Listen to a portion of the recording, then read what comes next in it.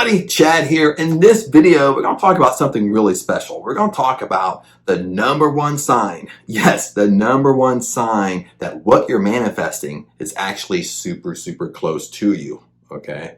Now, what's kind of unique about this is this number one sign. Lots of times we're given many little signs that what we're manifesting, what we want is actually really close to us, but we just don't see it. We're not aware of it.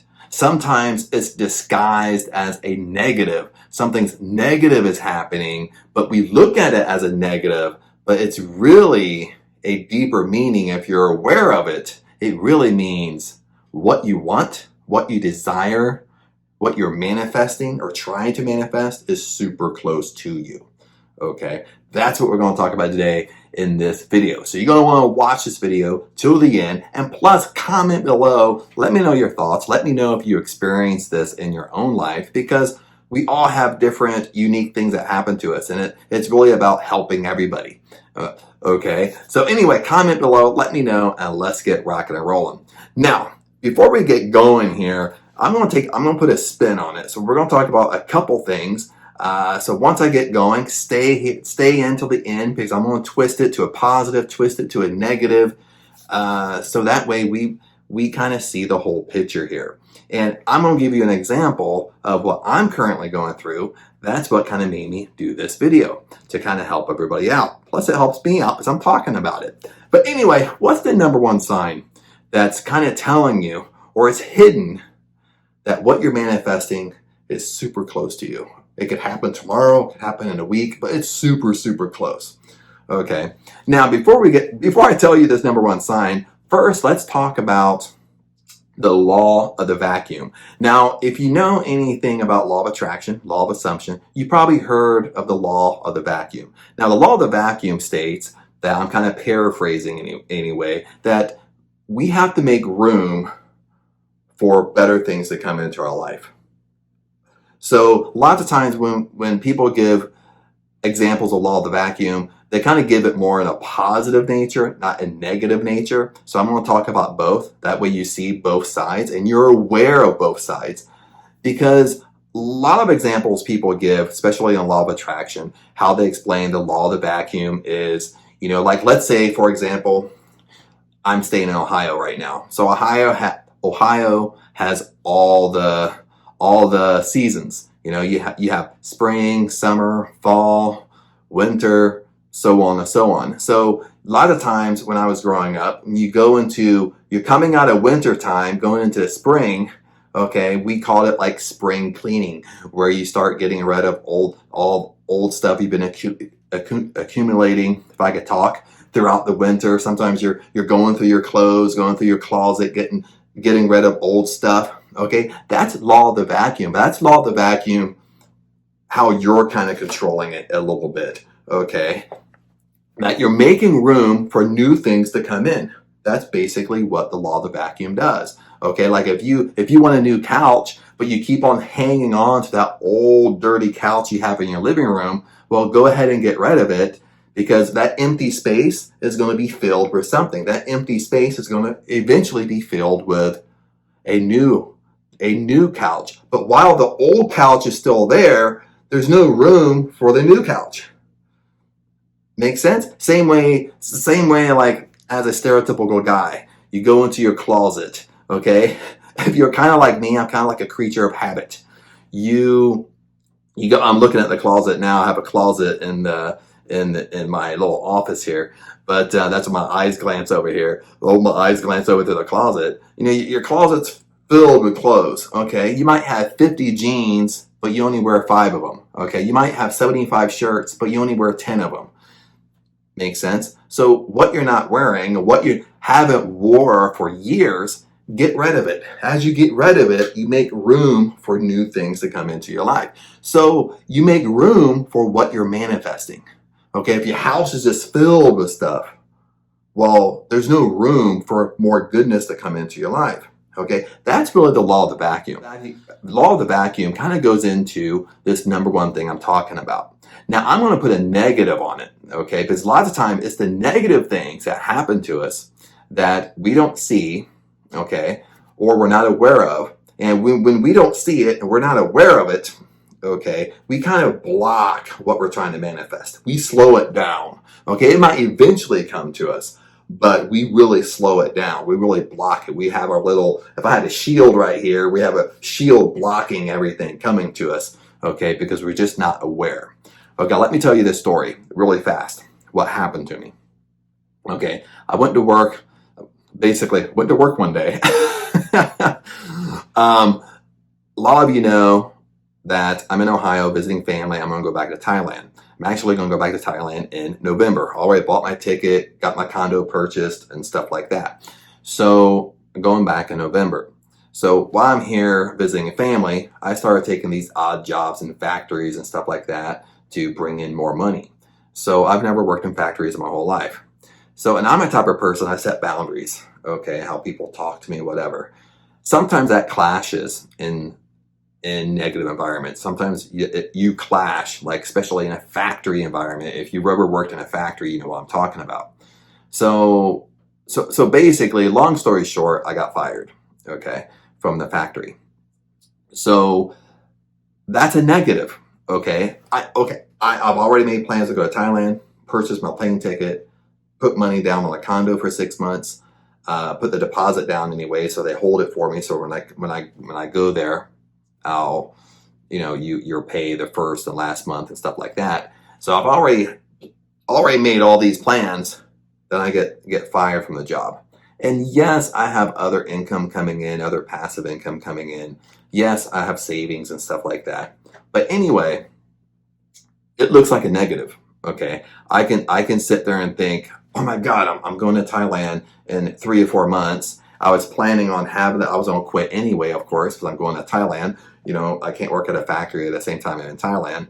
But I was planning to work there until the end of October. So now I'm thinking, oh, I'm out all this income that I was planning on having, so forth and so forth. So my mind started going off as a negative. Like, oh, why would it happen? Why would it happen right now? Okay. But to kind of let you on in an inside scoop is that one of my intentions is, one of the things I'm manifesting is that I want to work remote. So most of the time, that's what I do. Sometimes it's a hybrid remote, but I want to work 100% remote. And I want to work 100% remote when I go to Thailand so I can travel more. You're basically in control of where you want to live, what you want to do, if you can work 100% remote. So that's what I want. So that's what I've been telling God, telling the universe. I set that intention, okay? But I set that intention, and lo and behold, I've been saying that intention for several months now, okay, but I still remain at the factory, okay? It's like the law of the vacuum, okay? All my time is taken up, okay? Because lots of times at the factory, I would work 12-hour days, okay? That's why sometimes you've seen if you follow me on YouTube, at one point, I'm posting all the time, sometimes twice a day, sometimes 3, 4, 5, 6 times a day. Then you kind of saw me slow down. I don't post as much because I just got crazy busy working in a factory, working 12-hour days, 4 days a week. Then I would, then if maybe a normal day on Friday, Saturday, something like that. But I was working a lot. But when you look at the law of the vacuum, there's no room. You know what I mean? But like my time is just all taken.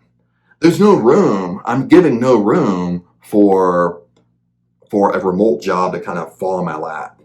Okay. So this is what I mean is like the law of the vacuum can work in reverse. Okay. That's why I told you the story in the beginning. Like most people that talk about law of attraction, talk about the law of the vacuum, they give it a positive, like you're in control, like I'm in control of getting rid of my ugly couch, getting rid of clothes I haven't wore for 5 years, so forth and so forth, to make room for new things to come in. It works that way too, but it also works in reverse.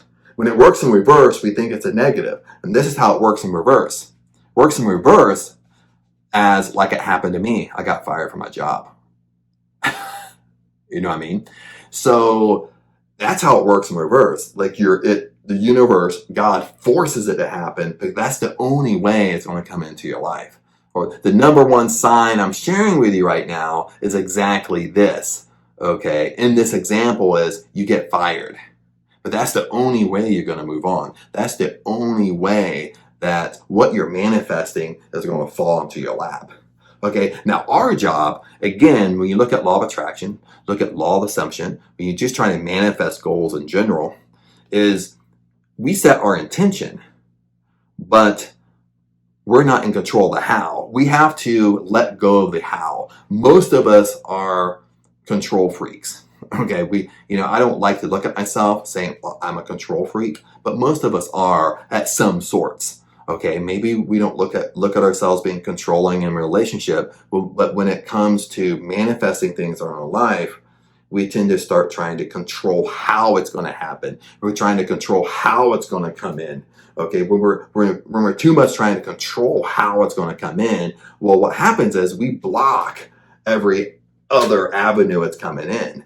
Okay, until until God says, I had enough. So in my incidents where it's like the universe says, I had enough, then you get fired. Because that's the only way for what you want to actually come in. So our job at that point, when something happens like this, is we look at it as a blessing. We look at it as, when one door closes, a better door opens. This makes room for a better job to come in, more money to come in. It makes room for my remote job to come in. Okay. Now, instead of looking at it as a negative, when we look at it as a negative and we mope, we pout, we're depressed because we got fired, we lost an income. And that's basically just really a human emotion. We all go through it. Okay, we all have those emotions. It just depends upon how long we stay there, how long we stay in that negative state. We're all going to feel negativity. We're all going to be in a negative state. We're all going to be depressed from time to time, but it really depends upon how long you're in that state. Because the longer you're in that state, what is happening is you're blocking. You have a shield on your arm. You're blocking what you're manifesting, trying to come into your life. You're slowing it down, okay, because you're focused on the negative aspect of losing a job in this example, okay? When you're focused too much on losing the job, you're focused too much on what am I going to do, you're slowing down what's trying to come into your life. You're slowing down what you're trying to manifest. You're really slowing it down, my friends. Okay, I'm slowing it down, okay, when I'm doing this. Okay, what we got to do in our mind out loud in an affirmation is be grateful. Now, thank you. Thank you, Lord, that I have all this free time. Thank you, Lord, when one door closes, a better door opens. Thank you. Thank you. Now my remote job is going to come to me. Thank you. When we look at it as a positive, lots of times what we want manifests even quicker, because that's why it happened in the first place. Because the universe knows, God knows that you're not going to quit that job unless you're forced to. Okay, so that's the law. That's the law of the vacuum in reverse. Okay, so that's why I wanted you to stay till the end to listen to this and me twisting it, because I didn't want you to hear just what everybody talks about law of attraction. Everybody gives you the positive side. Everybody gives you basically how to control the how. Okay, if I'm going in and cleaning out my closet, I'm controlling the how. I'm controlling it.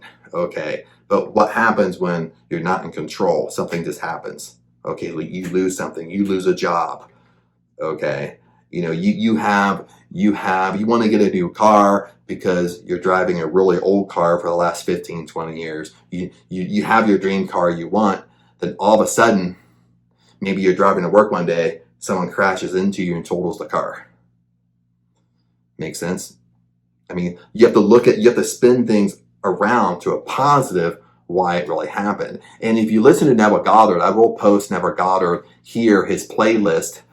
He talks a lot about this. When you actually start setting intentions, okay, setting what you want, lots of times things will happen like this because the universe knows. Again, I'm repeating myself, I apologize, but the universe knows the only way you're going to move on is being fired. The only way you're going to get your dream car is if something happens to your other car. Makes sense? Because you're not doing anything. So the universe has to step in and make something happen for what you want to come to you. Okay. That's what I wanted to share with you, friends. This is the number one sign that what you're manifesting is so close to you. Okay. When I lost my job, I was pissed off for a couple of days. Then I started coming around. I started being more aware of what's going on. Then I started becoming a little bit more excited. Like, hey, that means my intention is I want a remote job. So me working in a factory isn't at all what I want to do. It's not at all remote. So I'm not quitting. I'm not stopping it. So the universe steps in and stops it. So it makes total room for the remote job to kind of fall in my lap. That's how we have to think. Like, it's right around the corner. Okay.